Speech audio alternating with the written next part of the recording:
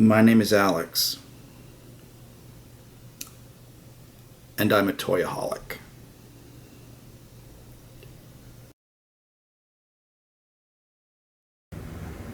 It just blows my mind that you guys would have had two of these. Oh, yeah. Well, we had two of just about everything.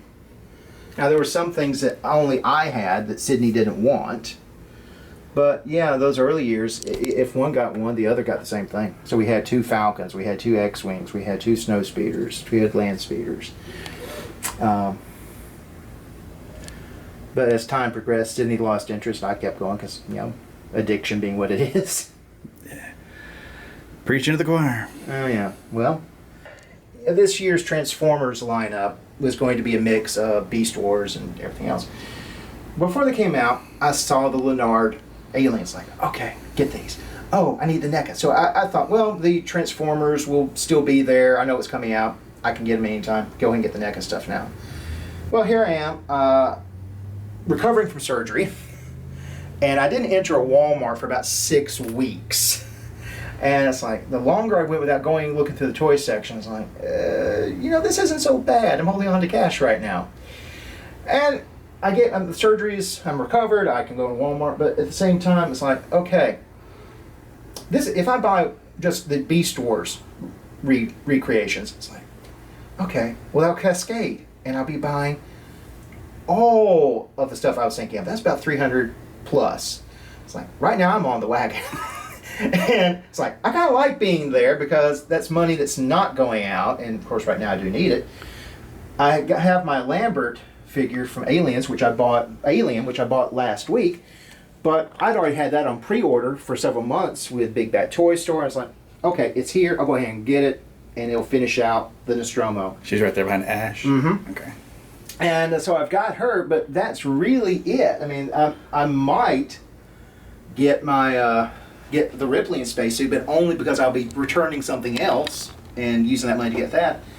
And a lot of the toys I bought in the 90s, because there was a lot of impulse purchases. A lot of them. Yep. Hey, when you're living with your parents and you don't have to worry about bills. Oh, yeah. Yeah. That's how some of my story starts, yes. So I had all these toys, and they were just sitting in boxes at my mom's house, at a storage building in Cortland. A lot of those are gone, and they are gone to pay for my Doctor Who collection, because at the time I was suffering from severe financial insult as a result of having to live off credit cards for a while. Yeah. And Davis was selling on eBay. It's like, sell these for me. So that's how I financed about 2/3 of my Doctor Who collection, was by selling off those impulse buys from the KB 3 for $10 bin. So that's why I got this. I wanted to have a display room, because it's like, I've got all this stuff, I'm not getting to see it, so it's either find a way of seeing it or get rid of it. And so I have a way of seeing it now. Yay! But you're not buying as much. I haven't bought anything really since probably late March, early April, because as I was prepping for getting ready for the surgery, I'm thinking about, well, I don't really need this because I'm going to have these money issues in a few months. Mm-hmm. So, I haven't bought really much anything. I went on a spending spree. I mean, just look at those alien shells. Most of that stuff's been bought since January. But since March, I have bought maybe 2 things, and one of them I've returned already. Actually, 3 things. And 2 of them, one's been returned, the other will be returned. So yeah, I'm kind of off on the wagon at the moment, which I've actually compared my buying to like a drug addiction or alcohol addiction. Absolutely. And so yeah, right now I'm not buying, and I'm kind of happy with that, because I can go into Walmart and go, this is good. Do I like it? Yeah. Don't want it? Nah. Just walk on. Do I want to sell it someday? Nah. Yeah. I'm just going to leave it there for someone else to enjoy. Yeah, exactly. So, anyway. Now, while I was taking a still photo, John said something pretty profound. I feel like it's worth repeating.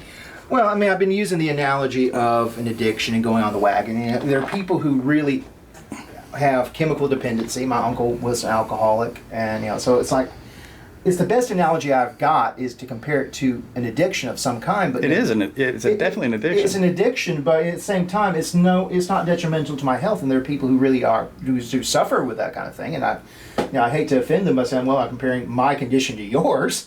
There is no comparison, but it's the best analogy I've got. And again, I've had family members who had those kind of issues. I think it's a shorthand that people would understand. Right. Yeah. Now, there's a great video from Australia, the action figure addiction disorder. I remember that. Yeah, I love it. I showed it to my mom, and she just got very silent. And I've shown it to one other person, a friend of mine, and she got very silent because this is you. It's like, I'm not nearly as bad as these people. I'll open my toys. Yeah. You're watching people have meltdowns because people, open the box. Open the box. He's a maniac. No, that's not me. It's like, if I can't touch it, what's the point? Yeah.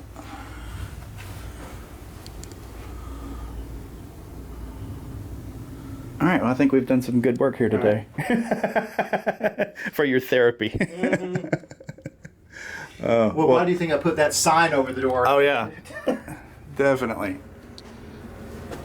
If I had done that digitally, it would have read, abandon all hope of maturity, ye who enter here. Ah. But I was too lazy to do the work. Look, mine has like a dimple on his toe. Yeah, right there. You can see it in the paint where I re-spray painted in. Yeah. This one seems to have the beginning of that dimple. Yeah. But this one doesn't appear to. Okay. So I wonder if there's like a mold variation Well, on the variations. Oh, let's see, wait a minute. How much do these run for now on eBay? I mean, I've never even bothered to look. You plan on selling them? No. There are a lot of things in this room that will never be sold. Now, a good chunk of the Transformers might go. The Doctor Who stuff, no. Although I'm putting in my will that Davis gets these. Okay. He'll get these when I'm gone. And he's made a similar. But a good chunk of this I could probably sell, wouldn't affect me in the least. Now, the Star Wars though, that stays. Okay. I mean, if I bought childhood. Yeah, exactly. I mean, nostalgia. Those I would keep. I haven't actually looked in a while. Ooh. Like I say, I bought this guy for $5, and immediately spray painted his boot silver. But a real one, you're looking at pretty good money for it if it's in good condition. But a buddy of mine in Wisconsin sold his real one and then bought a reproduction for $36 to $50. We're in that ballpark, and he says he hasn't looked back. So, I mean, you could replace it if you needed to for cheaper than you could sell it but for. I'd want to keep that one. I mean, yeah. And okay, let's say I sold one. What would wind up happening is that would be the one I kept would be Sid's. Okay. Because in a way, if it's something, I have something else of his in this room, and it's one of the things I'm not going to sell. I have his He-Man in the closet, his vintage He-Man, but his my brother, Kickback, that's his. All right. And so that one I don't sell. Now, this is my second one. My first one I sold that years ago to pay for Doctor Who. Shrapnel here. But this guy, no. Him I'm keeping because it's my brother's. Neat. So, if I sold off one of those two Snaggletooths, well, Sidney wanted his back. Well, okay, here it is. Snaggletooth or Snaggleteeth? I wonder what... I don't know. I never thought about that. I wonder what the plural is. I never thought about that to this moment. We just now have 3 of them together. Yes. But if I sold one, whichever one's left would be Sid's. And if he asked for it back, well, here it is. Cool. Sad saying, hope he never asked for it back. Although, spoken like a true addict. I love the Martian. Oh, yeah.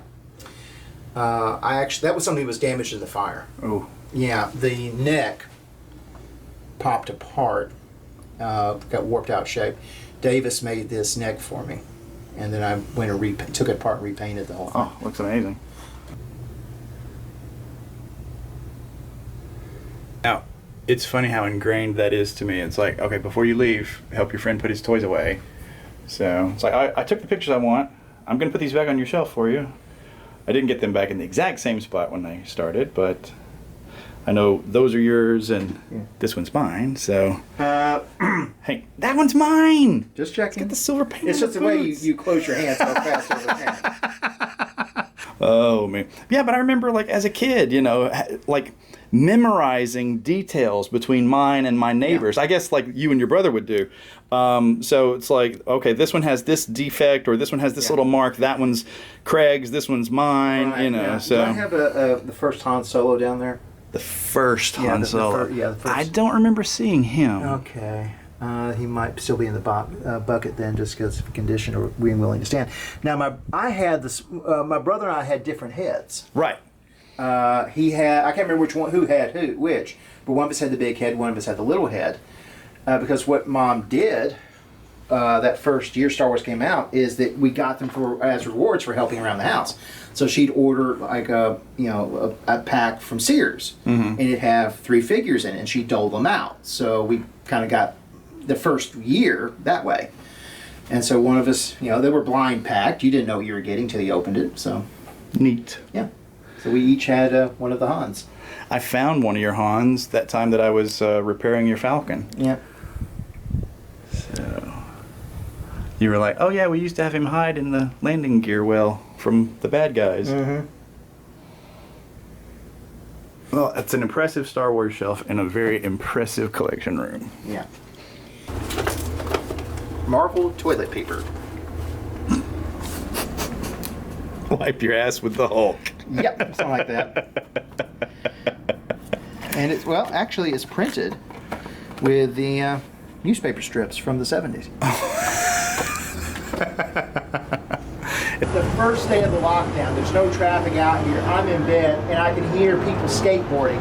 Oh wow. In that deck, and that's the only sound I could hear that night. Wow. Was the skateboarders. So now that you've seen what John's Sears Cantina playset looked like, this is what I tried to do with some color photocopies of it. You can tell actually that there's still residue right here from where the duct tape used to be on this little box as well. And you can see some of those holes where his pegs had punched through the backing as it was stored flat and everything.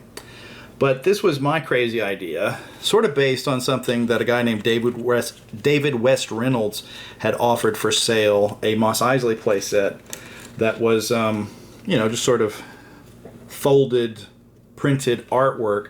But I tried to make it more dimensional. So I moved, I moved one of these guys. I think this guy is here under this Stormtrooper.